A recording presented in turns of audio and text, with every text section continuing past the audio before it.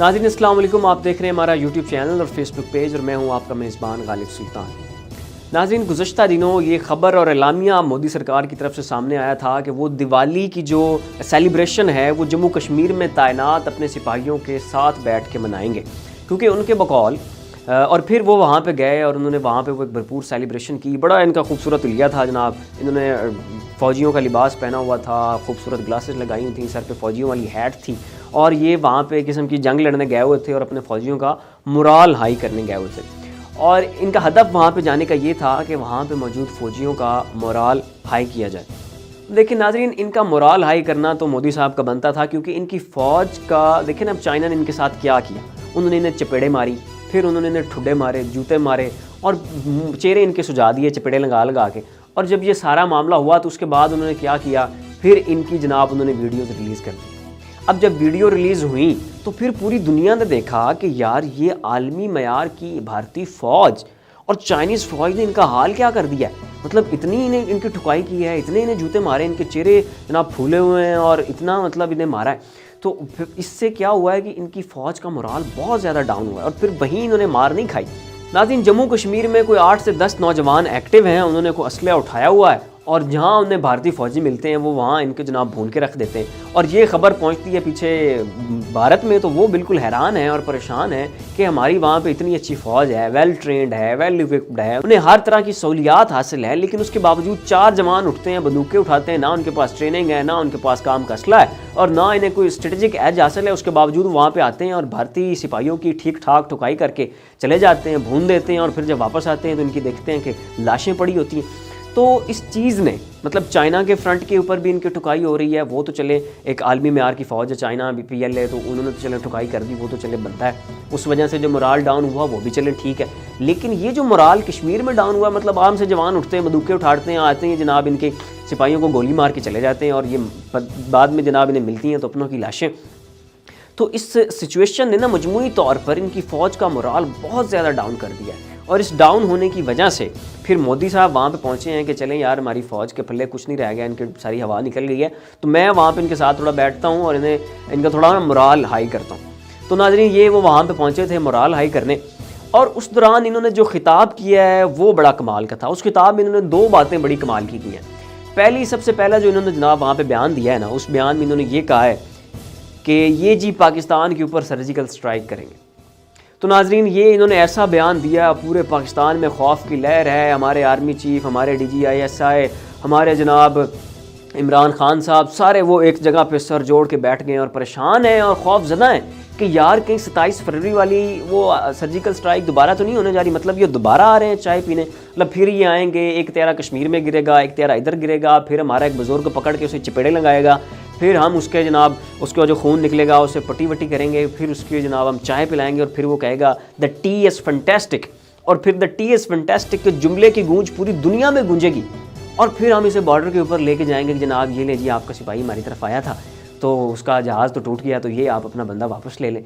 तो मतलब इस तरह की सर्जिकल स्ट्राइक करना चाह रहे हैं। तो नाज़रीन ये वो मोदी साहब का बयान था कि वो ना अब सर्जिकल स्ट्राइक करना चाह रहे हैं, तो इस तरह की वो सर्जिकल स्ट्राइक करना चाह रहे हैं। उसके बाद दूसरी बात उन्होंने की कि उन्होंने कहा कि जी अड़ी सेक्टर में हमारी और पाकिस्तान की 2016 में जो सर्जिकल स्ट्राइक हुई थी ना, वो इन्हें बहुत ज़्यादा याद आ रही है, इसकी बुनियाद पे ये फ़ख्र कर रहे हैं। और जब वो सर्जिकल स्ट्राइक हो रही थी ना नाजरीन, मोदी साहब कह रहे हैं कि जब वो सर्जिकल स्ट्राइक हो रही थी तब ये फ़ोन के साथ चिपक कर बैठे हुए थे और ये इस बात के मुंतज़िर थे कि कब इन्हें कॉल आए, कब इन्हें फ़ोन आए और फ़ोन के ऊपर आर्मी ऑफिशियल्स ये कहें कि जी हम जंग जीत गए हैं, हमारी सर्जिकल स्ट्राइक कामयाब रही है और हमारे फ़ौजी को कोई खराश तक नहीं आई। मतलब इस बात के मुंतज़िर थे। ये मोदी साहब का कहना है कि जब ये सर्जिकल स्ट्राइक होती मैं फ़ोन के साथ चिपक कर बैठा हुआ था, इस बात का इंतज़ार था, अभी कॉल आएगी और कहेंगे कि जी हम जीत गए हैं और हमारे किसी भी सिपाही को, किसी भी फ़ौजी को कोई खराश तक नहीं आई। यानी पाकिस्तानी सिपाही वहाँ पे चूड़ियाँ पहन के बैठे हुए थे। अब नाज़रीन ये है इनका मानना और ये कहते हैं कि इन्होंने हमारे 70 से 80 लोग उस सर्जिकल स्ट्राइक में शहीद किए थे। तो ये है इनका मानना। अब फैक्ट्स क्या हैं और दुनिया क्या मानती है वो अब मैं आपके सामने रखता हूँ। ये नाज़रीन 17 सितंबर की बात है, कश्मीर के कुछ 4-5 नौजवान उठे और वो गए और उन्होंने भारतीय सिपाहियों को भून दिया और तकरीबन 25 से 30 भारतीय फ़ौजी हलाक हो गए। तो जब ये खबर पीछे नरेंद्र मोदी साहब की तब भी हुकूमत थी, तो जब ये खबर पीछे पहुंची तो मोदी साहब आग बगोला हो गए और उनके ऊपर पब्लिक प्रेशर बहुत ज़्यादा था। वही बात कि भाई आम से जवान उठते हैं और वो आपको भून के रख देते हैं और आप वहाँ पे इतनी सहूलियात, फैसिलिटीज़, इक्विपमेंट्स क्या क्या लेके बैठे हुए हैं, और मतलब ये क्या कर जाते हैं आपके साथ।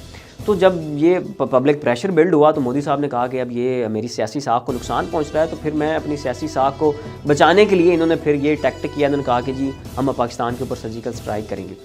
तो अड़ी सेक्टर में इन्होंने पाकिस्तान के ऊपर सर्जिकल स्ट्राइक की नाजरीन, उसका बदला लेने के लिए जो कश्मीरी मुजाहिदीन ने जो कुछ किया इनके साथ। तो जब ये वहाँ पे पहुँचे तो इनके बकौल इन्होंने वहाँ पे हमारे 70 बंदे मारे। 70 बंदे मार लेने के बाद फिर उन्होंने हमारे जो वहाँ पे बैंकर्स थे उन्हें ठीक ठाक नुकसान पहुँचाया, उन्हें थोड़ा एमुनिशन जो है वो कुछ लूट शूट के ले गए।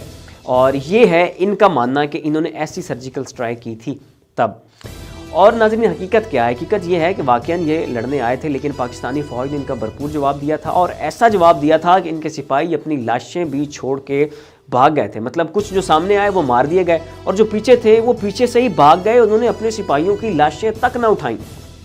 और ये सिर्फ वो बात नहीं है जो सिर्फ हमने क्लेम की है, बल्कि हमने फिर राइटर्स, BBC, अल जज़ीरा, जितने भी ये बड़े इंटरनेशनल मीडिया आउटलेट्स हैं, हमने इन सबको बुलाया। हमने कहा कि आए जी हम आपको लाशें दिखाते हैं, हम आपको वो लोकेशन दिखाते हैं जहाँ पे हमारी और इनकी ये मुँह मारी हुई है। तो फिर हमने वो सारा हमने दिखाया और हमने प्रूव किया कि इनकी वहाँ पे लाशें पड़ी हुई थी जो ये वापस उठाकर नहीं लेके गए थे। हमने दिखाया था कि ये बंकर्स हैं जो हमने इनके तोड़े हैं। लेकिन जब भारत से पूछा गया कि जनाब आप कोई सबूत दें, तो इनके पास कोई सबूत नहीं था।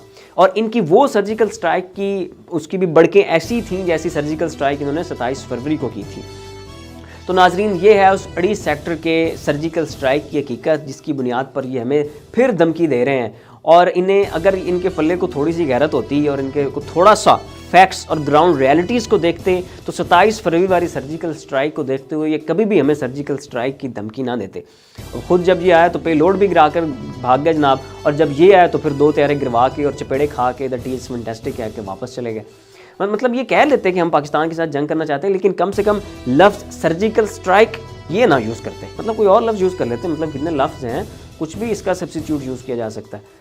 तो ये है नाजरीन इनकी जो है ये सर्जिकल स्ट्राइक की हकीकत, ये है इनकी धमकियों की हकीकत। अब नाजरीन देख लेते हैं कि अब पाकिस्तान और भारत के दरमियान फ़िलहाल कोई भी क्लैश नहीं है, दोनों तरफ बिल्कुल सुकून है, अमन है और स्मूथली चीज़ें चल रही हैं। तो अब ऐसी कौन सी वो वजह पैदा हुई है कि जिसकी बुनियाद पर मोदी साहब को जम्मू कश्मीर में जाकर दिवाली मनाने की ज़रूरत पैदा हो गई? तो नाजरीन वजह ये है जो कि मैं बिल्कुल वीडियो के शुरू में बता चुका हूँ कि अब चाइना वालों ने भी इनकी ठीक ठाक दुर्गत बनाई है, जम्मू कश्मीर में भी इनकी ठीक ठाक दुर्गत बनी है। और जब ये खबरें पहुंच रही हैं इनर इंडिया में, तो वहाँ पे जो पब्लिक सेंटिमेंट्स है वो बड़ा उलझ रहा है, और जो इसकी साख है मोदी साहब की उसे बहुत बुरी तरह नुकसान पहुँच रहा है। ये मोदी साहब की जो पॉलिटिकल वर्थ है उसे बहुत ज़्यादा नुकसान पहुँच रहा है, वो बहुत ज़्यादा डैमेज हो गई है। तो उस पॉलिटिकल वर्थ को बचाने के लिए मोदी साहब ये गए हैं वहाँ पे दिवाली मनाने।